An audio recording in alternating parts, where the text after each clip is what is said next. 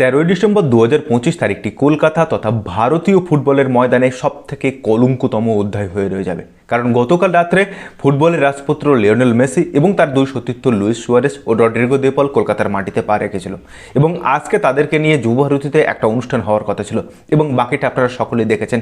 যুব ভারতীতে চূড়ান্ত বিশৃঙ্খলা সৃষ্টি হয়েছে, কিন্তু এই বিশৃঙ্খলা সৃষ্টির পিছনে যদি আপনি দেখেন পুরোটাই ম্যানেজমেন্টের অদক্ষতা এবং পরিকল্পনার অভাব।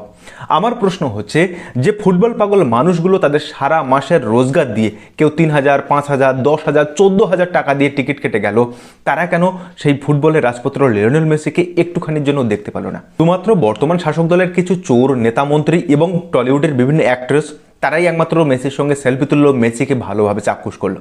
কিন্তু এই যে 80,000 মানুষ এত এত টাকা দিয়ে তারা মেসিকে একবার চোখের জায়গা দেখতে গেছিল, তাদের কি দোষটা ছিল? এর আগে আমরা দেখেছি 2008 সালে মারাদোনা এসছে, 2011 সালে এই যুব ভারতীতেই আর্জেন্টিনা দল কিন্তু খেলে গেছে। তাহলে সেই সমস্ত প্রোগ্রাম বা সেই সমস্ত ইভেন্টগুলো এত ভালোভাবে যদি হতে পারে, তাহলে এই ইভেন্টটা কেন এভাবে হলো? এই ইভেন্টটার যে পরিকল্পনা এবং অদক্ষতা, সেটা দেখে মনে হচ্ছে এর থেকে বিয়েবাড়ির যে ইভেন্ট হয় সেটা অনেক পরিকল্পনা মাফিক হয়, আর এই অনুষ্ঠানটার টোটাল পরিকল্পনাহীন ছিল, যে কারণে আজকে এই ধরনের চূড়ান্ত বিশৃঙ্খলা দেখা গেল ভারতীয় ফুটবলে। একটা দেশের সব থেকে বড় স্টেডিয়ামে সব থেকে বড় কলঙ্ক লেগে গেল। এর দায়টা কে নেবে?